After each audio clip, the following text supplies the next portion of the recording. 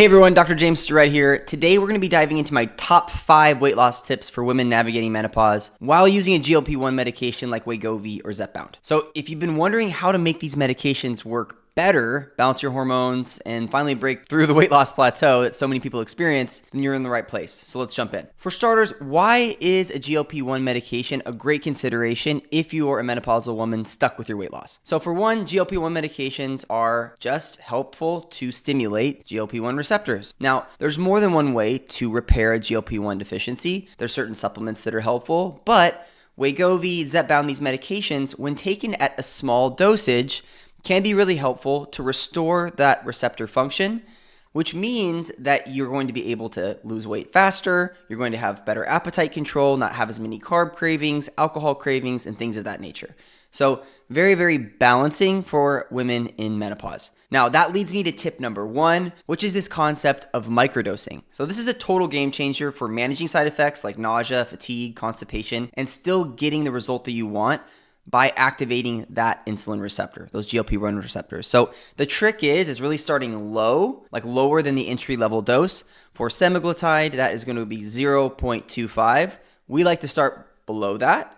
And then for tirzepatide or Mounjaro, Zepbound, these medications usually start at 2.5 milligrams, and I like to start about half of that in both cases. And the funny thing is that depending on how insulin resistant you are, you may require more or less of the medication, but very rarely do we need to go above that starting dosage to get somebody to lose weight, feel better, have better appetite control, less carb cravings, and really just when you hear all the benefits online about Wegovy and Zepbound, that is how we can achieve that without overstimulating the receptor. If you were to ask me, Dr. Stirrett, how come I read on Reddit and all these blogs and Facebook groups of people having nasty side effects of these medications? The reason why is because they're on too much of the med, too hot and heavy, too soon, and it's causing damage to the receptor. And this is going to set you up for side effects, but it's also going to set you up to be on the medication long term. So we want to use the lowest effective dosage. This is key. Now, I know I'm going to get a lot of questions in the comments. Dr. Stirrett, which is better, Wegovy, which is Semaglutide, or Zepbound, which is tirzepatide? They're very similar classes of medication. The Wegovy or the Semaglutide is just a GLP-1 medication. And so that receptor is a little bit more selective for the GLP-1, whereas the tirzepatide is a little less selective in its receptor type, a little bit more broad, and has been shown to have a little bit less side effects. Now, by me just saying that, you might be drawn to Zepbound or the tirzepatide, but after treating literally hundreds and hundreds of patients, this is what I've seen. Wegovy or the generic version Semaglutide literally has an outstanding effect on patients. When we use it at a very low dosage, it's easy to titrate, very, very little side effect profile, and has worked very well. Now, in the rare chance that somebody does not respond well to the medication or they're just simply not losing weight, sometimes we will move them to tirzepatide, Zepbound, or Mounjaro. In either case, I don't really see side effects to be a problem. So I tend to go with Semaglutide because it's more accessible, it's less expensive, and from a compounding perspective, I see it to be more attainable for the immediate future. Ultimately, it's up to you and your doctor to decide what's best, but for me and my patients, I love to start with Semaglutide. Tip number 2, so menopause, let's talk about those hormones. For heaven's sakes, this can make the biggest difference. There is the hormone roller coaster, and it's not all about weight loss. It's not about diet and exercise either, because it tends to be like no matter what people do, they're going to gain weight. They're going to get that menopausal weight gain, and it's because the hormones are out of balance. They're too low. So here are the heavy hitters. You got estrogen, which in menopause, it's going to drop drastically because it's produced in the ovaries, as is progesterone and testosterone. So the estrogen is really in charge of fat redistribution, especially to the belly. So when estrogen goes down, belly fat will typically go up. Also, skin health degrades, vaginal health degrades, and the urinary health degrades over time. So this can all be optimized. I really like transdermal estrogen because it carries way less risk for cancer, way less risk overall, and I've actually never seen it be a problem whatsoever for anybody. The second hormone is progesterone. This is going to be all about sleep, stress, anxiety, and when it dips, your weight will definitely get worse. Next, you have testosterone. Testosterone is really responsible for muscle maintenance. It's responsible for your recovery. If your testosterone is low, it'll be easier to put on fat.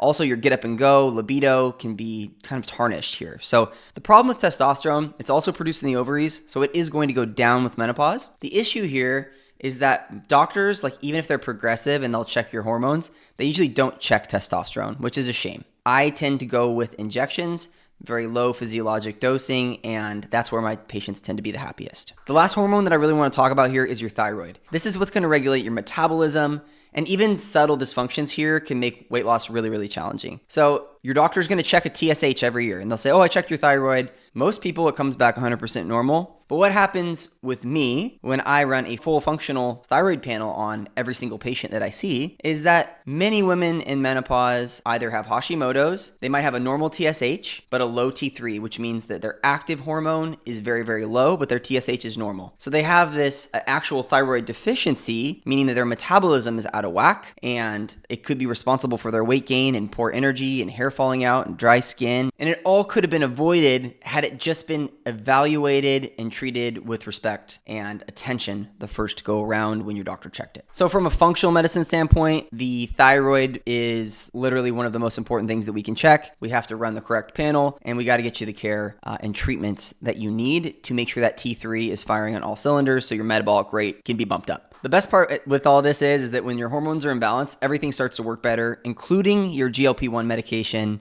Thank me later.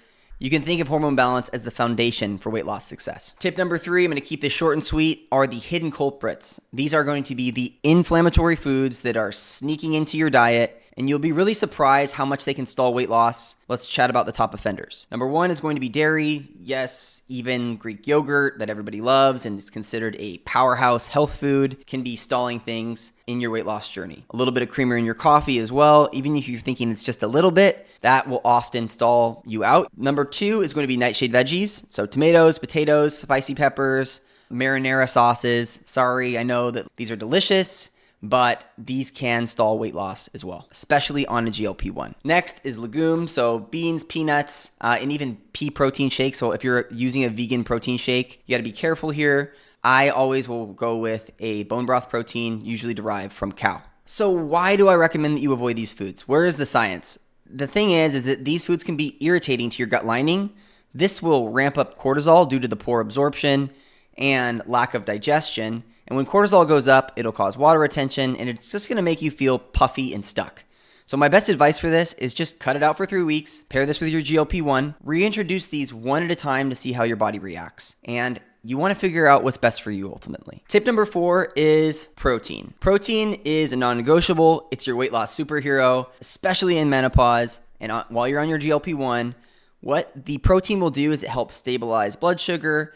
It helps keep your blood sugar curve more balanced, it preserves muscle, keeps you fuller longer, and prevents you from eating the wrong things during the day, aka too many carbs. So for women, I usually recommend anywhere between 80 to 100 grams per day, spread out throughout the day, breakfast, lunch, and dinner. I don't tend to have people do a large intermittent fast where they're eating like 1 to 2 meals per day. I like 3 meals per day, spread the protein out, and really get that protein balance and blood sugar control locked in. Best sources are going to be lean meats, eggs, and I really like bone broth as well. At first glance, most people say, oh, I get enough protein, but when they actually look at their macros, calculate it out, they're really only getting 20 to 40 grams of protein a day. This is going to make it really difficult on the rest of your hormones. It's going to make it difficult on recovery, testosterone, and the biggest deficiency I typically see is low T3 or a thyroid problem when there's not enough protein in the diet. So make sure the protein is balanced. And tip number 5, let's talk carbs. Everyone always gets hung up on carbs, and we can be super dogmatic sometimes in the nutrition community saying you need 75 grams of carbs, you need 100 grams of carbs, 150 grams of carbs.